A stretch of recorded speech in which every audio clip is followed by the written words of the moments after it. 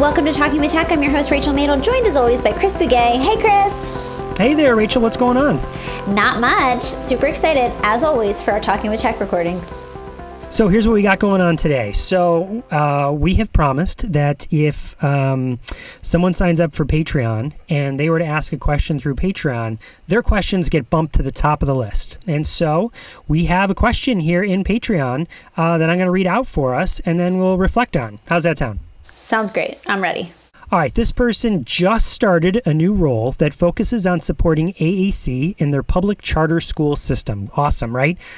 First, let's just reflect on that. How great is that there's a public charter school that has a whole role specific to supporting AAC? Love it.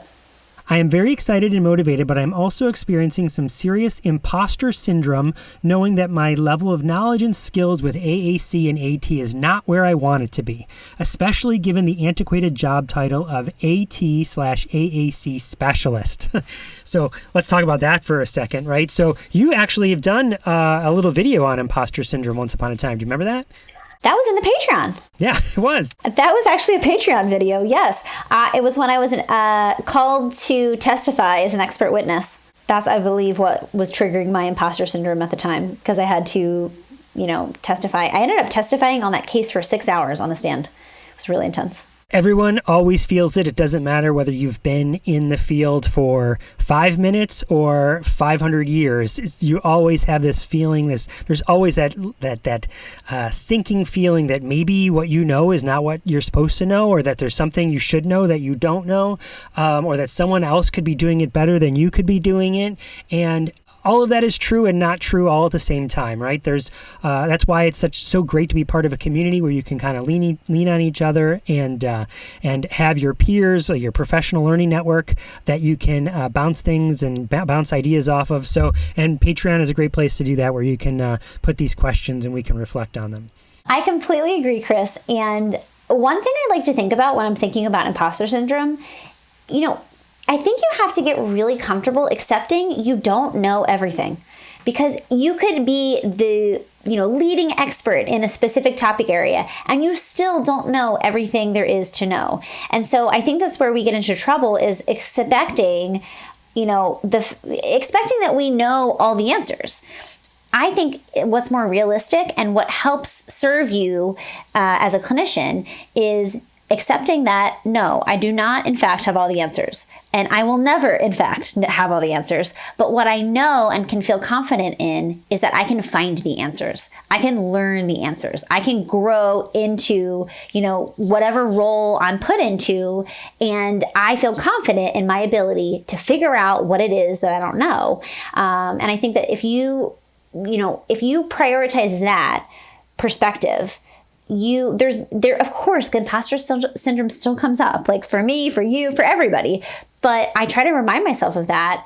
Yes, Rachel, you don't know the answers, but you're eager to learn and curious, and you have the skills to figure out the information you don't know. And I feel like that will take you far in your career and in life. I could not agree more. I could go off on a whole tangent on this about how our education system sort of leads us to believe that we should know all these things, because you get bad grades if you can't spit out and regurgitate information back on tests, as opposed to embracing the idea that you don't know things, but that you can learn strategies to figure out what is true and what's not true. And I will resist from going on that tear here to continue on with the question. Which is the next part she says here about the antiquated job title of AT and AAC specialist. And from the number of presentations we do together, my job title, my official job title is assistive technology specialist. And then I always say how I'm not a fan of that title, and I would much rather think of myself as an inclusive design facilitator, somebody who helps general ed teachers or any educator design educational experiences for everyone. So maybe this person is thinking the exact same thing. I'm sure she is. I feel like that she definitely is a Patreon Talking with Tech super fan and listens to our podcast and knows it feels like how we feel about this expert model, or the idea of an expert model. All right, here's where she goes into her specifics of the questions. Number 1, during a resource consideration guide meeting, how do you discuss specific AAC app options? In other words, which app would you choose for which student? I feel like I can communicate the big considerations, like knowing that you have to have a robust language system, robust vocabulary, knowing that you honor the child and family preference and things like that, some big level items. But when it comes down to choosing between specific apps, sometimes I feel unsure. I would like to feel more confident in my ability to communicate this information and support this discussion among stakeholders in my new role, and would love to hear you both talk through specific app options from your experience. Let me first I can see you nodding there, Rachel, say, I hesitate to talk through specific app options only because that changes with every update to every app that comes out. What you and I talk about right now could easily change 2 months from now when someone goes back and listens to this episode. So I feel it's more important is to, again, not know all the little ins and outs of every single app, but know how you can find out that information. Yes, I think actually there's a really good resource that we can link to in our show notes. It's by Call Scotland. It's this beautiful feature matching wheel that has, they just updated it, I believe, within the last year. And again, it's really dependent on these updates, right? Like it's going to become outdated and it's going to need to continuously be updated. But that can give a good understanding about the different features, the different AAC features, and what to kind of understand about those features and what potential systems could work. I also believe Angela Morad, are you familiar with her, Chris? I am. Yeah. I see her on Facebook all the time. I believe she has some type of resource. This is all speculative, but I'm almost positive she has a resource that has all that information. She has kind of a feature matching resource. So anyway, I feel like those are just two kind of tangible things that you can look into to get more specifics about the apps. I wanted to kind of remark on the bigger picture on where do we start, because she kind of has an understanding of like robust language, right? Which I think a lot of people know that's a good launching off place is, okay, is it robust? Does it have all the things that a robust language system, should have in order to be considered robust? I think when you're thinking about any type of AAC or assistive technology assessment process, like you're really trying to incorporate the team and their perspectives. So when I'm figuring out what systems to trial, I'm trying to figure out what systems people already know about and what they have familiarity with, and that guides part of the process. Now, sometimes I walk into a situation and nobody has any familiarity with anything. And so then I'm really leading the team, and here are potential options. Here are, some of the features that differentiate them from each other. Because a lot of these systems are very, very similar. They have a lot of the same features. They support motor planning. They have, a keyboard with word prediction. They have all of these features. They have grammatical, morphological changes. It's just the different features are a little bit different. And so figuring out if you have a student that needs a specific feature, and that can help guide the process. But sometimes, there's students who they don't need that specific feature. They don't need, something that you might do with one student. So it's kind of hard to talk through, even if I were going to give specifics about specific, devices or apps or, tools. It's really challenging to not have that anchored in a specific student, because like there's so many, ways we can go, directions we can go. And then when you add the whole team dynamic, the whole team element, everyone's input and listening to that input, that's what guides the process. If I heard you correctly, Rachel, one of the things that I think that you sort of said there was that when you're making that your first column, the list of considerations, one of the considerations can be what tool could be supported the best. So one consideration would be the people that the student is going to be surrounded by. What tool are they familiar with? And oftentimes, I think sometimes, I should say, I don't know if it's often or sometimes, but certain people might leave that off the list as a consideration. Like it should just be about the student. But we know that supporting a student well will lead to a better outcome. So having that being a consideration, I think it's important for people to talk through and should be on the list. Would you agree? That's one of the things you were getting at there. Right? It's at the top of my list. And only from experience of times where I've recommended systems that are the best technical match according to feature matching for a student, but that nobody uses. And if I have the best possible device for a student that no one uses, it's not the best system for the student. And so it's just like, we know where AAC fails. It fails with the implementation. It fails with lack of modeling and lack of use, right? That's where it fails. And so how do we try to prevent that failure in the assessment process when we're selecting the tool? And I feel like considering what the team has familiarity with, while I know it's not a popular opinion, I think it's a huge consideration. And it's something it's the first question I ask. It's literally the first question I ask. Do you have any familiarity with AAC or any other tools or apps? It depends what I'm assessing for. It's the first question I ask. Well, I think it's you and I are going to make it a popular opinion, because it's totally my opinion as well that is a large consideration into what should be implemented first, what you try first, right? Okay, so there's another part here to this question that I want to mention, and that is what I think happens.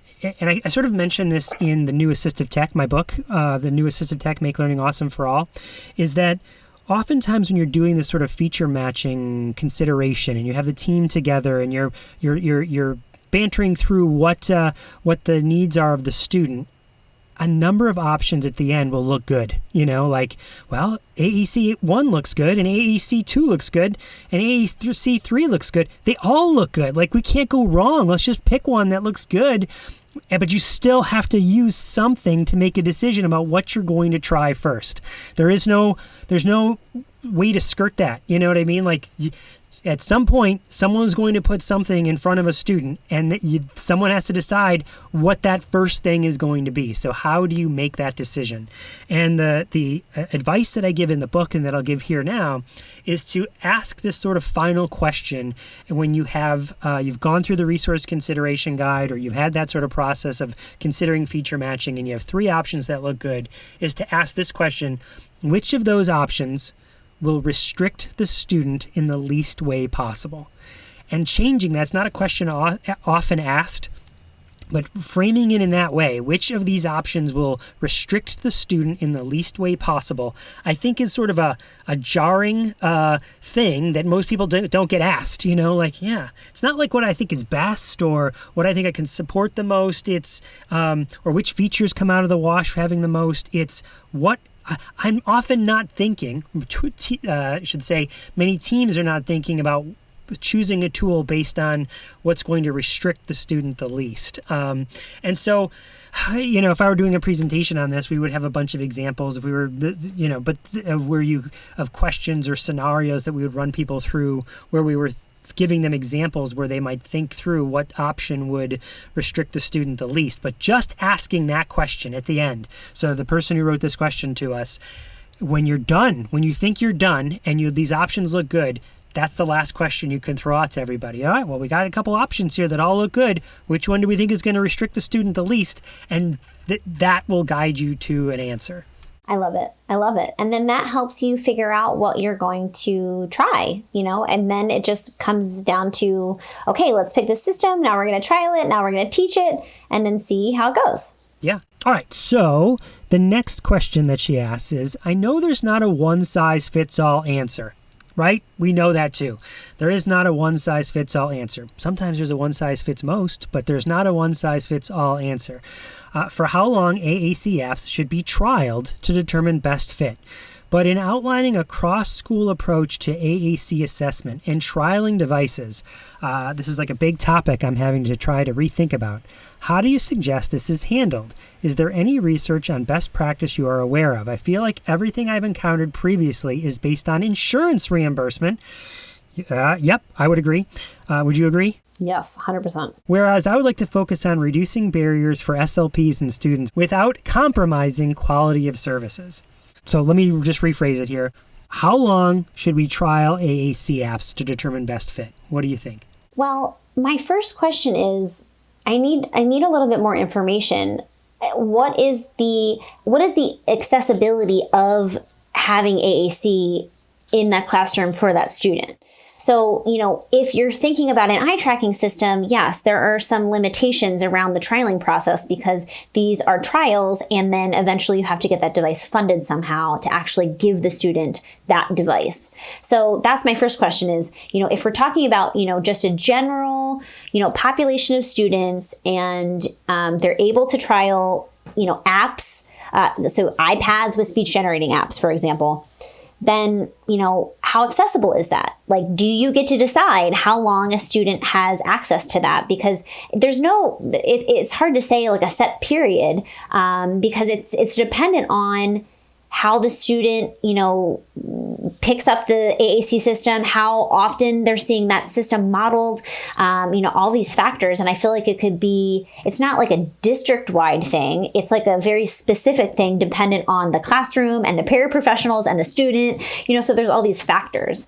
The way I like to think about it is that if we go through a really good SETT framework process in the beginning, we're getting a team-based type of decision to figure out what tools to trial and ultimately to decide on. It feels like if you do a lot of the upfront work, most of the time you come up with a tool that probably will work long term. So it's like I kind of shift my perspective and I'm like, okay, let's just like implement, right? Let's just go and do it, instead of spending all this time like with this idea in our heads that like we're still in the assessment phase. And the reason I don't like that is because I feel like for team members, this idea of the assessment phase, we run into really dangerous territory with that kind of language because it could be like, is this going to work or not?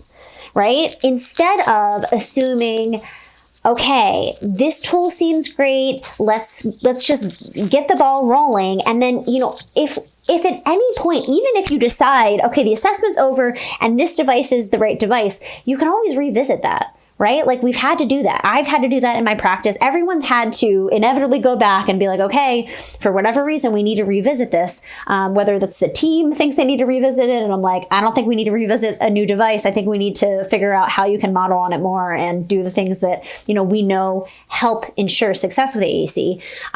So anyway, this is all to say that I feel like I transition out of assessment in my mind very quickly.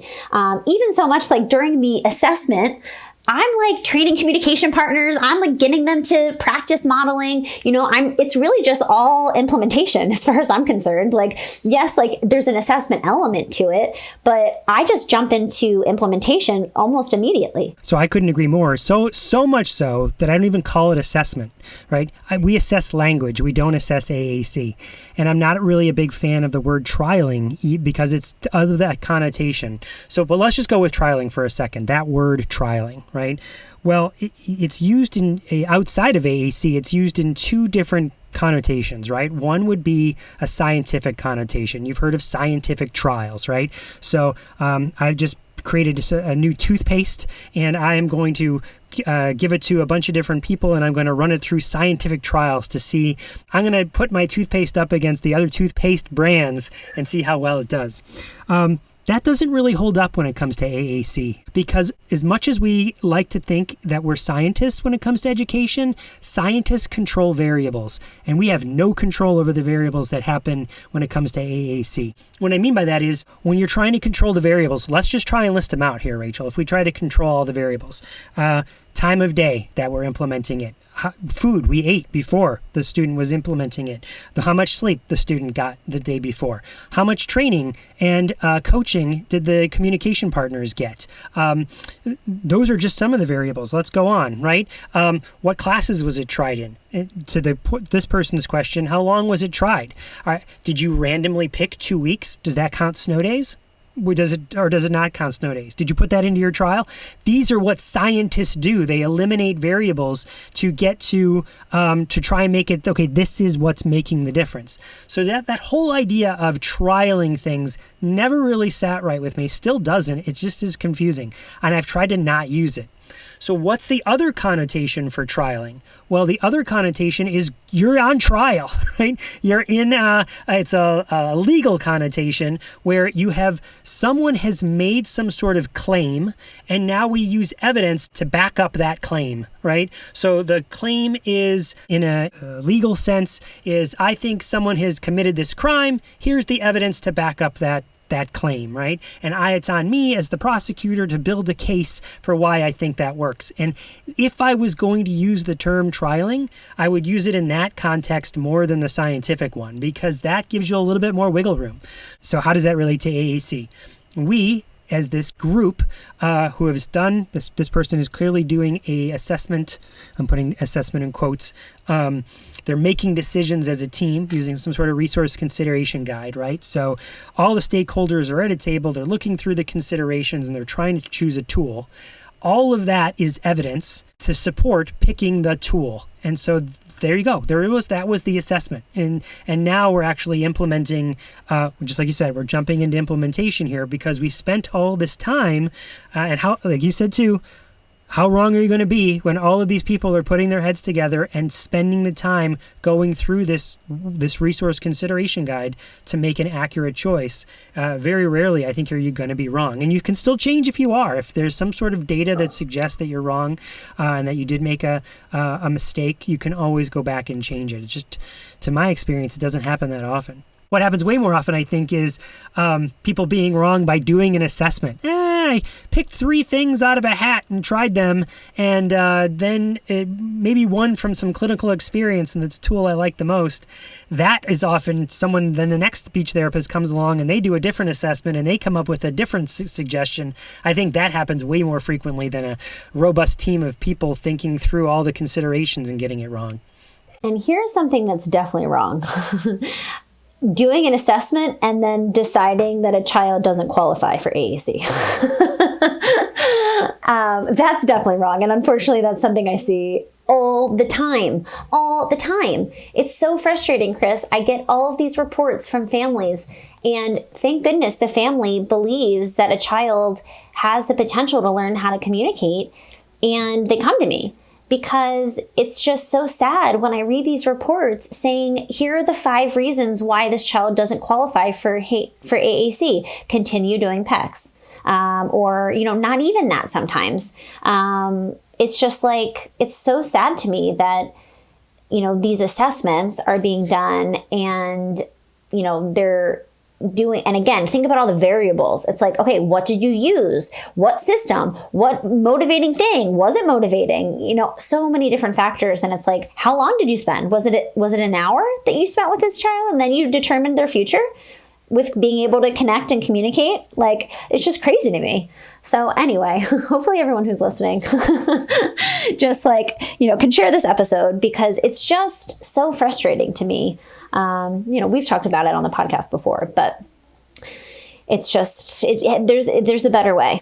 So this person has a third part to the question, but I think we're going to save that for the next one, if that's okay with you, because it's a big one that might take another whole 20 minutes to discuss. So we'll save that for the next banter or for an upcoming banter. How's that sound? It sounds good, Chris. Okay, I want to remind everyone of our 2022 goal, which is we want people to subscribe to Talking with Tech. So if you guys love this podcast, please don't forget to subscribe so you get updated every time we release a new episode. And then we also would love if you write us a review. If you listen to the podcast and you're like, yes, I listen every week, and you haven't written a review, head on over to iTunes, click on the ratings and reviews button, and tell us what you think. We're going to read these out loud on the podcast, on air. You're going to become Insta famous if you write us a review on iTunes. I think it's pod famous. Insta famous is Instagram, right? This is you'll be pod famous. I meant Insta, like instantly.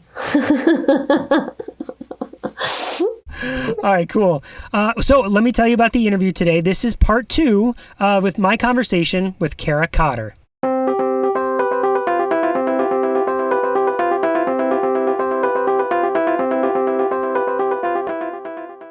Hey there! If you love listening to this podcast, we would be so grateful for your support to keep it going. By becoming a Patreon member, you can not only help us cover the cost of this podcast, but you can get some really great bonus content as well. We post video tutorials, behind-the-scenes recordings, and bonus segments from our interviews. We would love for you to join us by going to patreon.com/talkingwithtech. That's patreon.com/talkingwithtech.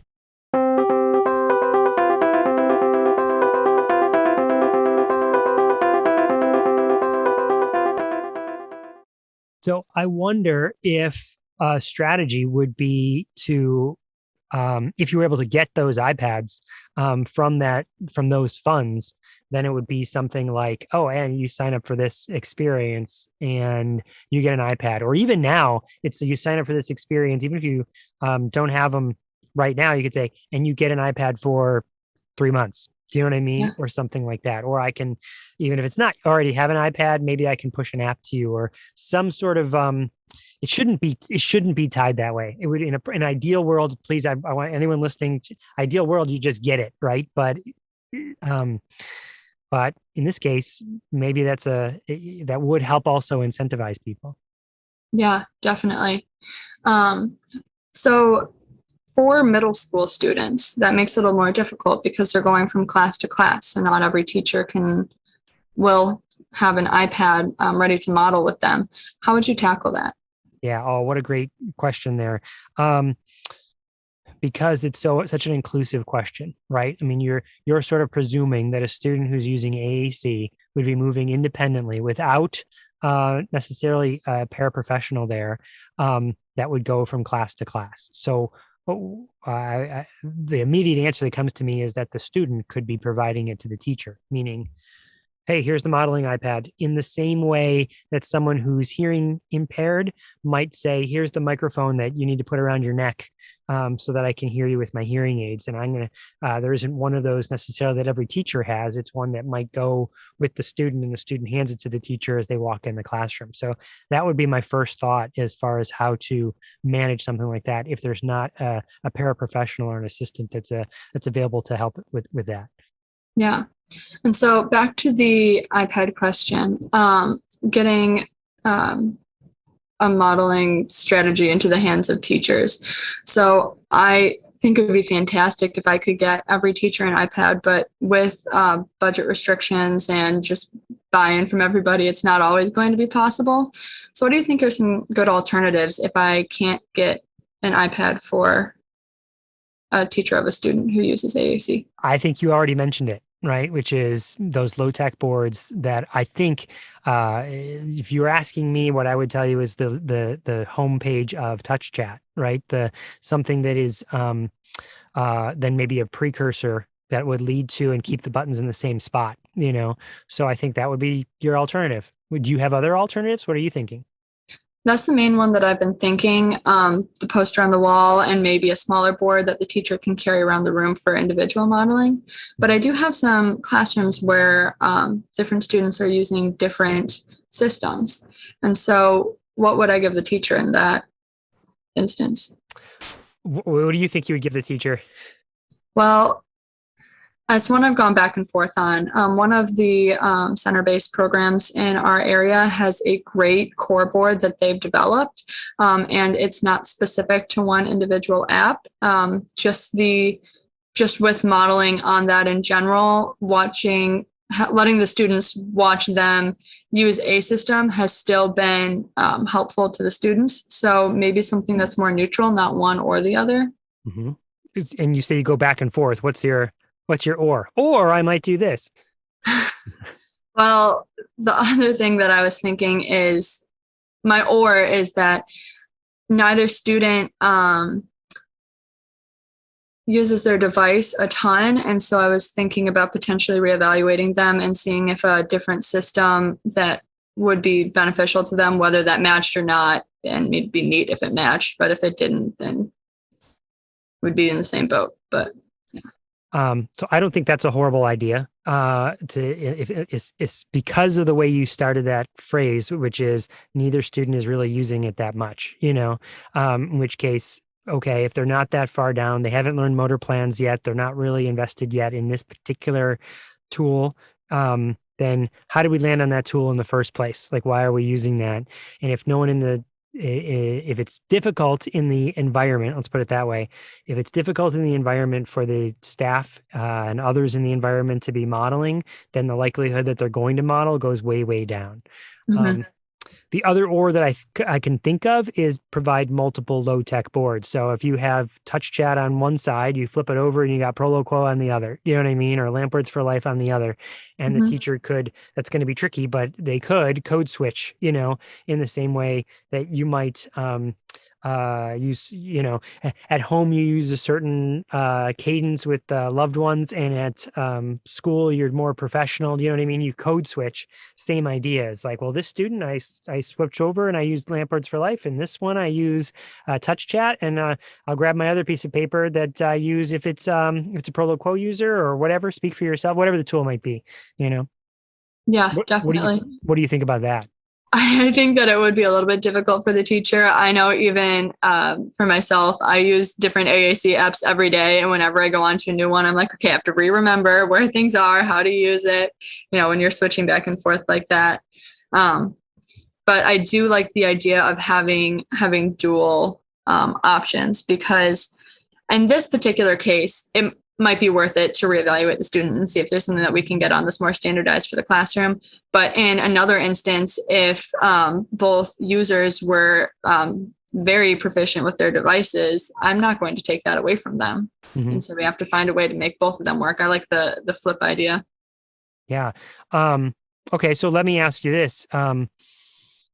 What do you think would happen if one of those tier one tools was touch chat, meaning they didn't call you, we said we want to try robust AAC, we want to try touch chat, and they try touch chat, and that you said that's probably the most popular one in your school district. And then the only time you don't use touch chat is when it's completely obvious that that's the wrong choice. You know, for whatever reason, we know, you know, maybe a teacher, maybe a student has moved in and they've tried touch chat before, and the parents are like, absolutely not, we've had it before. Like, okay, then we know we're not going to use touch chat, for instance. What do you think the repercussions of that would be?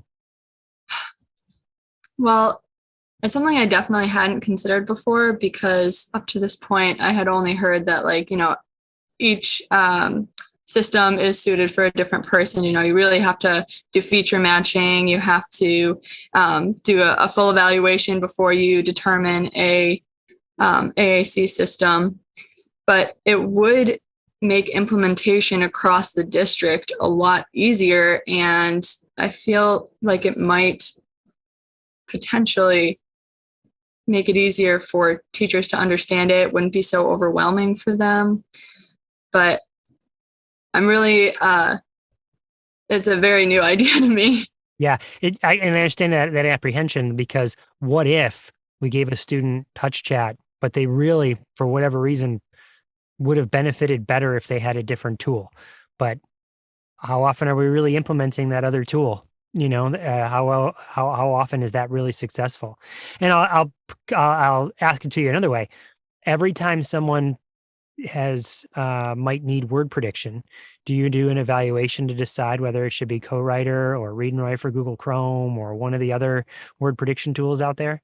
Not every time, but I have done it in the past, which also makes sense with that AAC question. So, like, this particular student had specific needs that we didn't know, like, for sure that he would be able to use Co-Writer, which is really our go-to. And so we ended up with Clicker Writer after an evaluation of him. Mm-hmm. So maybe if a student came to me and we thought that there was specific reasons why touch chat wouldn't work for them, then we would go and do an evaluation and see. Yeah, really, for every student, like your first thought, the way you described that was, we knew that Co-Writer wasn't, or we, after a little try, we knew that Co-Writer wasn't going to be the right fit for this particular student. But your initial thought wasn't, I don't know what's going to work, let's try a bunch of different things and see what figure. You're like, let's try Co-Writer first and then move from there. And that's really the same thing that this particular approach would be with touch chat is, well, maybe we try that first.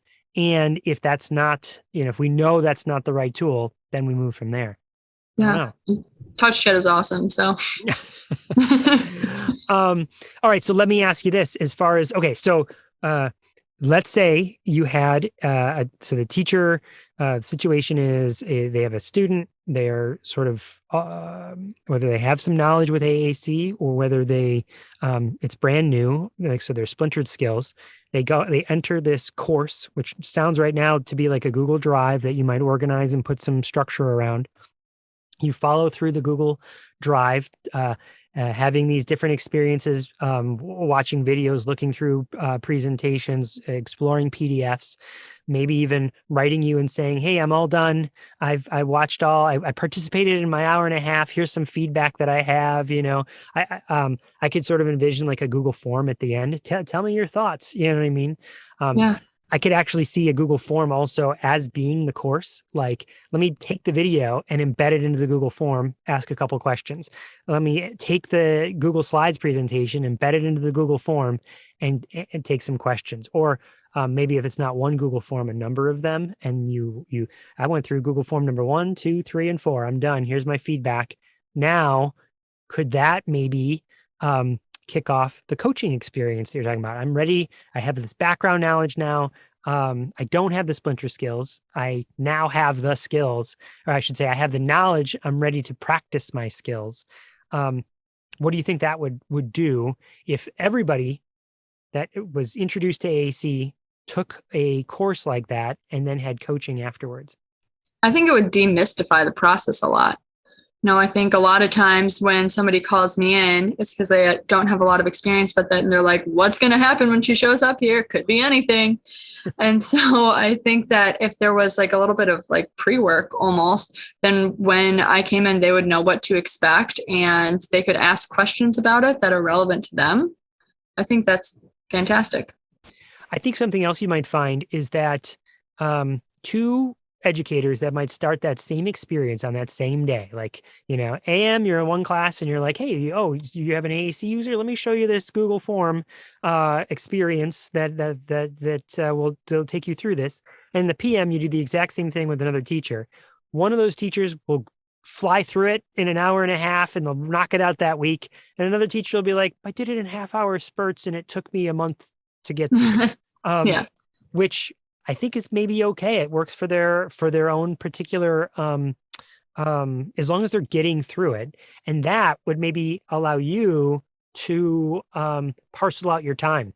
So it's not like, oh geez, quarter one, everyone's taken this course, and quarter two, I just got slammed with 50 coaching experiences that I have to do. You know what I mean? It might spread it out a little bit as the year goes on. What are your thoughts on that? I think that's very true. I mean, I think it would be pretty tough if everybody ended the course at once. But I think that having a little bit of a self-paced option is good too, because maybe a teacher is having like an extremely busy week with their class and they don't have time for it that week. That they also really don't have time for me to come in and teach them something on top of it. So if it's a little bit more controlled by them, then I think that would probably increase buy-in. Something we've done in our neck of the woods is that coaching experience, we've put some parameters around it, meaning it's not indefinite. Like you said, well, I don't know, she's going to show up and I don't really know. It's kind of it's a number of set sessions. So you kind of know what you're getting into. Okay. It's, let's pick a number. Let's say six sessions. And these are what they're going to be. And you're kind of laid out what that experience is. That feels, I think, to most teachers, doable. Like, okay, I have a start, middle, and end. It's not this sort of coaching, and it just sort of, again, people can't see me right now, but my background is outer space. So I was like, coaching, I'm floating out here in outer space. I don't really know what that means. It's got some parameters to it. And what do you think about giving them relicensure points or relicensure credits for the coaching experience as well? Like, if you had a number of hours, coaching takes this number of hours, you get this number of credits. Do you think that might help? What are your thoughts about all of that? I think that could definitely help, but it does bring in another question that I had about this, which is how to address any of this in the IEP. because right now I have some students on caseload where I go out and have a certain number of minutes per month with them where it is consult, so I can work with the teacher, the staff, and the student, but it's like minutes per month, not like sessions, which I feel like is maybe a little bit more along the lines of where I should be headed. Mm-hmm. Well, when I think of sessions, I do think of a number of minutes per session, So if I were to say like 4 sessions, then that's 4 30-minute sessions or 4 45-minute sessions. We're going to do these individual things in these each session. And you hit the nail on the head there. I think to answer your question is, it sounds like most of them are written as consults, so you can work with the staff, and so those minutes would count. Yeah. So if I wanted to say I'm going to do, 6 sessions over 4 months, then I could just say like for the IEP start date and IEP end date, this many minutes per month. I think you could. I think there's certainly school districts that do that, but let me ask you this. Like, okay, you do that for student number 1, and the teacher that you're working with is teacher number 1, and they're paired together, right? And the teacher goes through that whole experience where they've done the whole background knowledge, and then they've also done the coaching, and now they've graduated. They've got their shiny badge that says I'm AAC aware and I got these AAC skills. And student 2 comes along. Do you write the same number of minutes into their IEP? Right? I would think maybe not. Like if you could keep it out of the IEP, then you're just doing professional learning. No, that's a great idea, I think. So I also want to involve the speech pathologists in this, because not all of the local speech pathologists are comfortable with using AAC. Maybe they didn't hit on it as hard in grad school, or just haven't had an AAC client in 20 years, because that does happen. Mm-hmm. So do you think that I should do the same thing? Should these training sessions be like group sessions with the teacher and the speech pathologist? Do you think I should break it up? Well, what do you think, first of all, and then I'll tell you my thoughts. I think that it'd be beneficial to do some together and some separate. Mm-hmm. Yeah. So some people are gelling as a team, and other people are not gelling as a team. And so you might want to do them individually. How would you tease out who does it collaboratively and who does it individually? Well, more so, I feel like there's different skills that speech pathologists would work on rather than what teachers would work on. More of the like language therapy sort of information I would want to point the SLPs towards, and more of the classroom implementation stuff I would want to point the teachers towards. But there's certainly overlap. Mm-hmm. And so, sure. Yeah. What do you think about finding some champions, some partners to give you feedback on the experience? So imagine like this isn't going to roll out tomorrow, right? So mm-hmm. you would take some time to structure that Google form, Google Drive experience, right?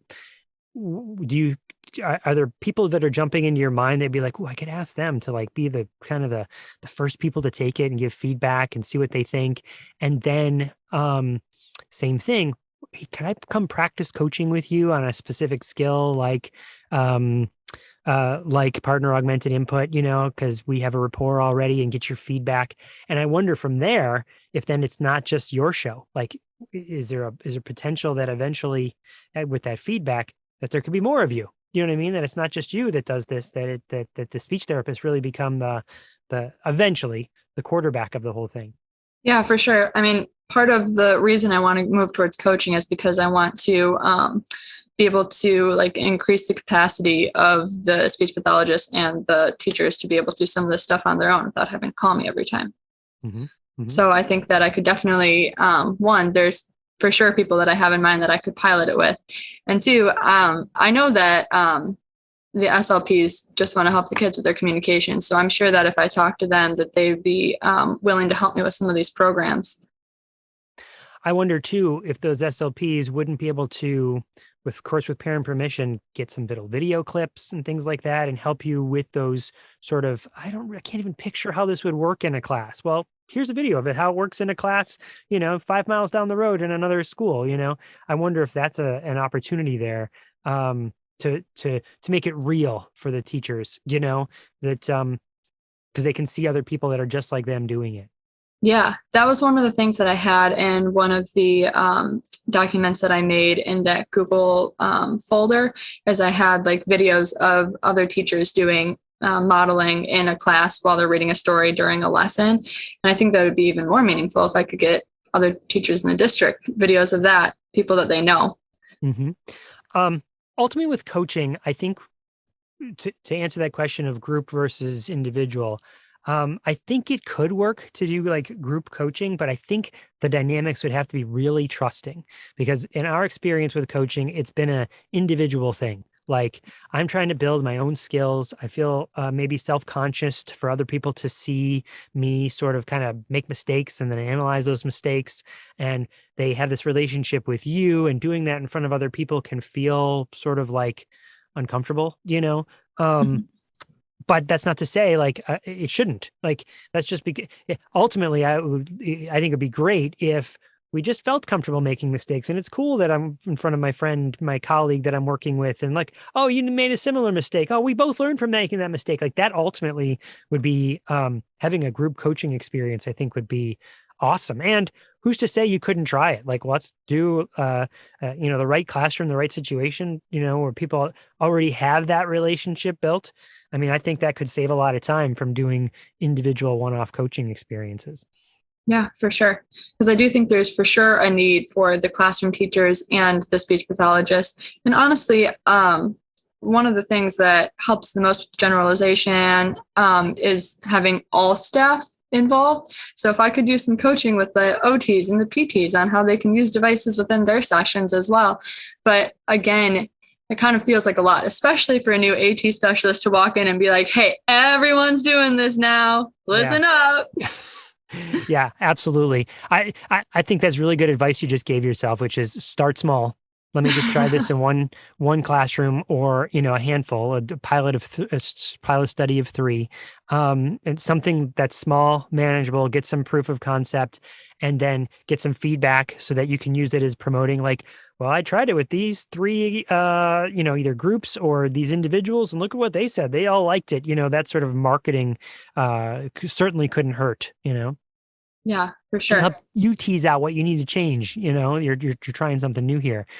Chances are it won't be perfect right out of the gate, and you'll want to make some adjustments and fine tuning as you go along. Mm-hmm. Yeah. Other advice I would give, just I've stopped coaching and asking questions. Something I just have learned over time is to keep it super small and keep it super tight. Like, there's so much to learn when it comes to AAC. So I rattled off all those things: core vocabulary, descriptive teaching, motor plan. Like, all of those could be short little segments that you're coaching on, and maybe picking one to start with, as opposed to here's it all, let me give it to you all. I think giving it too much would be overwhelming, and you see the growth better if you picked, all right, what do you really want to work on? Well, I really know core vocabulary. I'm pretty good at using core vocabulary. Great. How about we work on that because you're so good at core vocabulary, how about we work on building up your skill of descriptive teaching? Sounds great. I'll describe things using the core vocabulary. Let me put that into place and get better at it. Where somebody else, you'd be like, I have no idea. I've never seen AAC. Okay, well, just use the stuff that's on Touch Chat. Use those words. Okay, there's rule number 1. Just use the words that are on there. And then number 2, model. And so why don't I coach you through how to become better at modeling? And it could be a different coaching experience depending on the skills people have, even though they've all had the base knowledge of that consistent base knowledge of hearing it all. It's never going to hurt somebody who's already heard about descriptive teaching to hear it again in the course, and it's not going to hurt anybody who already knows about core vocabulary to hear it said from a different way in that course. It just becomes reaffirming. Yeah, like, how we do like an AAC word of the month. I can do like an AAC strategy of the month with kind of a hierarchy where like modeling, is kind of one of the basic ones, and descriptive teaching maybe is one of the more complicated ones. And it can start people wherever they are on the ladder. And then each month we'll focus on one of those skills and work their way up. I love it. I love it. It sounds like a fantastic, fun activity. I'm moving to your district. I want to be part of it. Let me ask you one last follow-up. What do you think is the reality of the future of getting more coaches, getting more of you, duplicating yourself, if you will? I think that it would be great. I think that the more people who are available to do training and coaching for AT and AAC, the more people will reach out to us, because it's going to build awareness of what we do in the district, and also make it less intimidating to call us when you know that there's for sure going to be somebody who can come in and help you. So recently we were having conversations in my neck of the woods, and one of the people that I work with, so I work with the people that I work with are called specialized instructional facilitators for assistive technology. And we were wrestling with the same question that you're wrestling with, which is how do I coach everybody? Like how do I get that's a lot of people. If you're talking, let's say roughly 20 schools, what's the demand going to be on my time? And again, how do I get the buy-in from teachers? And one thing that this SIFAT this brought up was, wouldn't having a wait list be a good thing? Yeah, okay. I finished my Google Form, Google Drive experience. I'm ready for you to come out and coach me. Well, actually, I'll get to you in about 3 months because I've already got a list of people. Well, now they go to their administrator in 3 months. How do we, I got a backlog of 3 months. Let me show you your administrator. You know what I mean? Look at the wait list that I have. I can't do it.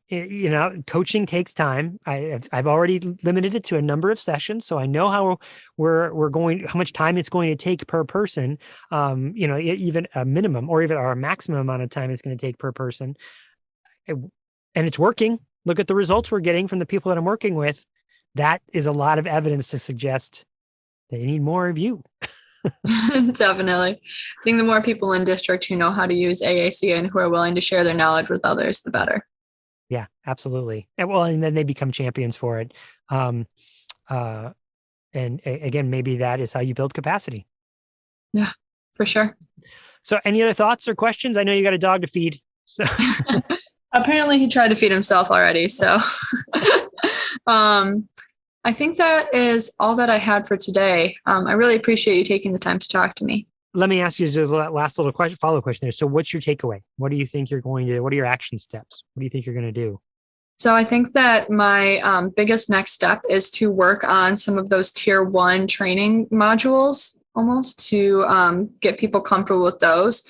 And then I love the idea of bringing them through those, and then bringing coaching into the picture afterwards. I think that the pre-training modules are going to be infinitely helpful in just getting that base knowledge out, so that I don't have to teach the jargon when I show up. And also, I think it'll take away a little bit of the fear that teachers and staff might have when dealing with AAC, this big unknown. Awesome. Well, don't hesitate to use the Talking with Tech podcast as throw it in an episode that you like, download it and put it in the Google folder, let teachers know about it. Because maybe they'll start listening on their own. Do you know what I mean? And start to acquire that. And, but even if it was just like a very specific one, like you need to listen to this 15 minutes of this episode because it explains this particular topic. I know professors use that in their college courses and they talk about them afterwards. That's their homework assignment in some things. So in my grad school, I was assigned your podcast. No way. Really? Yeah. That's fantastic. Well, cool. I hope this was helpful. It sounds like a really great initiative that you're going to be kicking off here. And don't be a stranger. Come back. Tell us how it's going. Tell us how it went. Tell us, hey, here's some things I learned along the way. Love to hear more about it. Absolutely, I will. All right. Thank you so much. Thank you. See you later. Bye-bye. Bye.